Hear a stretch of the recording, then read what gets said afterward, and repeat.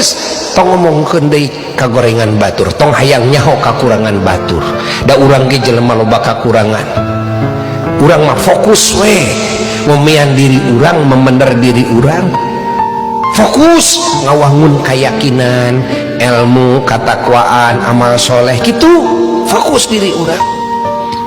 Aya leuwihna apan eta ta pamajikan urang, apan eta ta anak urang, ta leuwihna ta sabada urang teh ku anfusakum wa ahlikum naro, awak urang heula geus kitu ahli urang nyaeta bojo urang jeung anak urang, geus heulaanan eta heulaanan sok pariksa ku urang, bisi imanna teu bener, bisi akhlakna tercela, bisi ilmuna bodoh, bisi amalna calak culu, bisi gitu kan, pariksa.